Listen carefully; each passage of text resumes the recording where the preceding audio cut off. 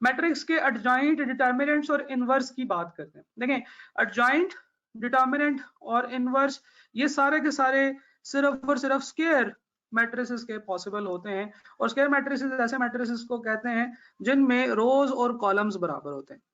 ठीक है जी, for example 1 into 1 का मैट्रिक्स, 2 into 2 का मैट्रिक्स, 3 into 3 का मैट्रिक्स। ठीक है जी। अच्छा, इनवर्स के अंदर एक और भी रिक्वायरमेंट होती है, वो अभी हम पढ़ेंगे, नॉन सिंगुलैरिटी वाली। लेकिन सबसे पहले आपने एडजॉइंट, डिटर्मिनेंट और इनवर्स वगैरह आप सिर्फ उन एलिमेंट्स के करने के बारे में, कैलकुलेट करने के बारे में सोच सकते हैं जो कि एक स्क्वायर मैट्रिक्स है, और 4x4, 5x5। ठीक है जी। अच्छा, अब मजे की बात यह है कि 3x3 से बड़ा और ऊपर वाली चीजों के एडजॉइंट, डिटर्मिनेंट, इनवर्स वगैरह आपकी बुक में नहीं है। 1x1 का जो मैट्रिक्स है, इसका एडजॉइंट और डिटर्मिनेंट और इनवर्स वगैरह फाइंड करना ये भी मीनिंगफुल नहीं है। आप लोगों ने कभी नहीं पढ़ा होगा, आल्दो कि हम उसको बड़ा इजीली निकाल सकते हैं कि इसका एडजॉइंट क्या होगा, इसका डिटर्मिनेंट क्या होगा, इसका इनवर्स क्या होगा। हम सिर्फ और सिर्फ दो टाइप के मैट्रिसेस की बात करते हैं, 2x2 और 3x2, 3x3। तो जनाब, अगर आपके पास 2x2 का मैट्रिक्स है, इसका इनवर्स फाइंड करना है तो उसका फॉर्मूला है ए इनवर्स, हम इसे कहते हैं। या for example if you have a matrix ए, तो उसका जो इनवर्स होगा उसे हम a माइनस 1 कह देंगे, या हम उसे a और ऐसे डैश उसके ऊपर लिख देते हैं, उसे कहेंगे। तो उसका फॉर्मूला है adjoint of the matrix divided by determinant of the matrix, या a मॉड भी से हम कहते हैं। ठीक है जी।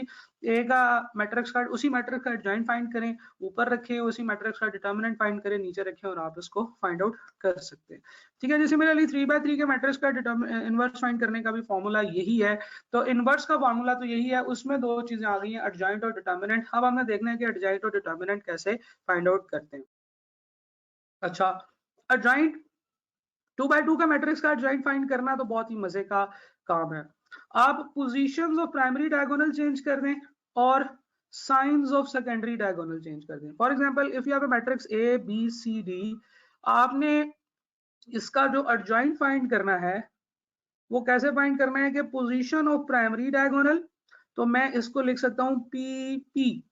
अच्छा, पोजीशन ऑफ प्राइमरी डायगोनल, तो प्राइमरी डायगोनल की पोजीशन जो है वो क्या बनेगी, डी और ए बन जाएगी।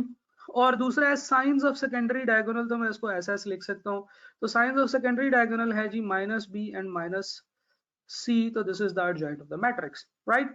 अच्छा, डिटर्मिनेंट फाइंड करना है 2x2 का मैट्रिक्स का, ये उससे भी आसान है। वो है कि product of primary diagonal P P और product of secondary diagonal P S. ओए होए होए, यानी कि अगर आपने 2x2 का मैट्रिक्स का एडजॉइंट फाइंड करना है तो वो ऐसे होगा, और इन दोनों का अगर डिटर्मिनेंट फाइंड करना है तो ऐसे होगा, और इनके दरमियान में माइनस का साइन लगा देना है।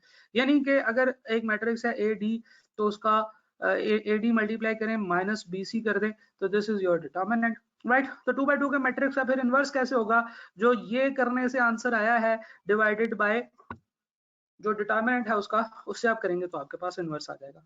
मजा आता है 3x3 के मैट्रिक्स का एडजॉइंट या इनवर्स फाइंड करने के लिए, डिटर्मिनेंट फाइंड करने के लिए।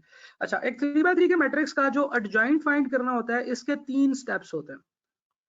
ठीक है जी। सबसे पहले आपके पास एक मैट्रिक्स होता है, फर्स्ट करें मैं मैट्रिक्स ले लेता हूं 1 2 3 4 5 7 6 8 9। ठीक हो गया जी, this is the matrix A. सबसे पहले स्टेप में आप मैट्रिक्स से, if you have a matrix A, आप उससे मैट्रिक्स ऑफ माइनर बनाते हैं।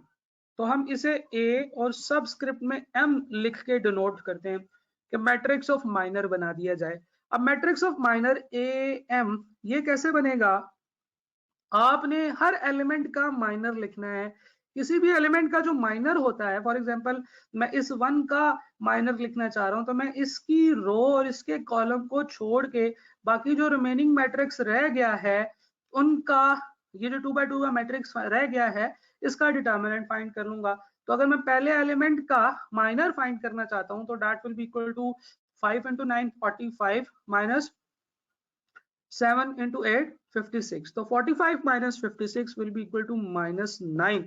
तो इस तरीके से आप इसका डिटर्मिनेंट हर एक एलिमेंट का जो है वो माइनर फाइंड आउट करते जाएंगे, और माइनर फाइंड आउट करने के बाद आपके पास जो मैट्रिक्स बनेगा that will be the matrix of minor. तो मैं जनाब एक और कैलकुलेशन आप लोगों के साथ करूंगा, फिर उसके बाद मैं बाकी तमाम जो है चीजें खुद ही लिख दूंगा।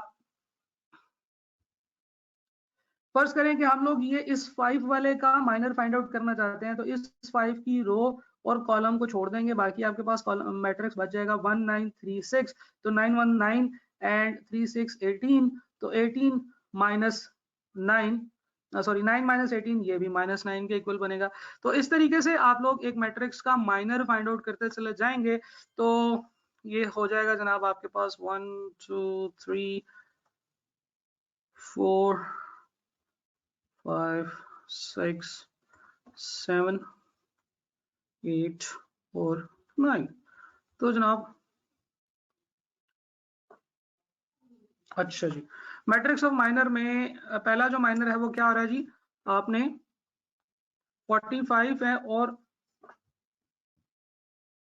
8 7 है जी, यहाँ पे 7 4 5 7 6 8 9 है जी, तो ये बनेगा -11 बन रहा है जी यहाँ पे, sorry this is -11 and this is -9 -6 2 -6 -4 -1 -5 and -3, right. तो this was the first step कि आपने matrix of minor find out करना था, और इसके बाद आपने एक और मैट्रिक्स बनाना है which is called matrix of cofactor, जिसे हम ए सी से रिप्रेजेंट कर सकते हैं।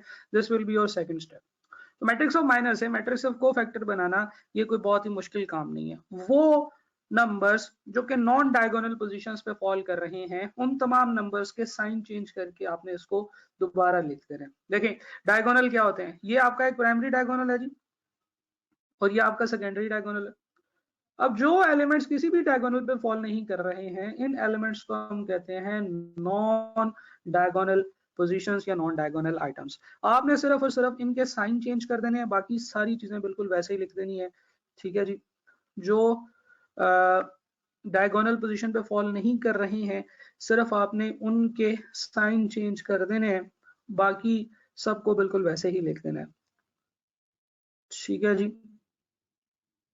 तो इस तरीके से आपके पास एक मैट्रिक्स बनेगा which is the matrix of cofactor. अच्छा जी, इसके बाद जो तीसरा स्टेप होगा that is adjoint of the matrix, और ये बहुत ही सिंपल है कि जो आपने कोफैक्टर निकाले हैं आप इसका ट्रांसपोज ले लें, तो मैट्रिक्स ऑफ कोफैक्टर का ट्रांसपोज लें तो वो एडजॉइंट के इक्वल बन जाता है, और जब आप इसको सॉल्व करेंगे तो your answer will be equal to -11 6 -1, फिर उसके बाद 6 -9 5 एंड 2 4 -3, राइट। तो जनाब इस तरीके से आपने क्या किया कि मैट्रिक्स ऑफ का एडजॉइंट निकाल लिया। तो ये 3 वे का प्रोसेस है। अभी मैं आपको थोड़ी देर में बताऊंगा कि आप कैसे फौरन से मैट्रिक्स का एडजॉइंट फाइंड आउट कर सकते हैं, कैलकुलेटर से मैट्रिक्स का डिटरमिनेंट भी फाइंड कर सकते हैं। लेकिन बात यह है कि ये प्रोसेस आपको समझना जरूरी है, क्योंकि एग्जामिनर कभी कभार आपको डिटरमिनेंट या इनवर्स फाइंड करने की बजाय माइनर या कोफैक्टर कैलकुलेट करने के लिए कह देता है, जो कि आपके लिए एक ट्रिकी चैलेंजिंग काम हो सकता है, ठीक है जी। जब तक आपको कैलकुलेटर इस्तेमाल करने के अलावा बाकी टेक्निक्स नहीं आएंगी, आप उस वक्त तक एग्जाम में सही परफॉर्म नहीं कर पाएंगे।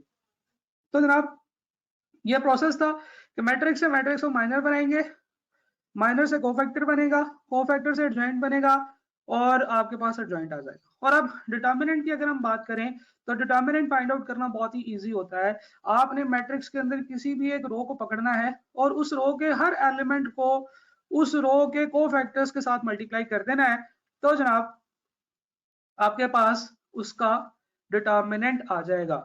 किसी भी रो को पकड़ें और उसको उसके कॉरेस्पॉन्डिंग कोफैक्टर्स से मल्टीप्लाई कर दें, तो you will get the determinant. On the other hand आपके पास डिटरमिनेंट का ये फॉर्मूला भी, आप ए पकड़ें और इन दोनों का जो है ना वो डिटरमिनेंट फाइंड करें और फिर उसके साथ उसको मल्टीप्लाई करें, फिर डी पकड़ें और इस रो और कॉलम को रिमूव करें और इग्नोर करें और बी सी और एच आई को आपस में मल्टीप्लाई करें, यानी कि वो काम बिल्कुल वैसे ही जैसे मैं ये कर रहा हूँ।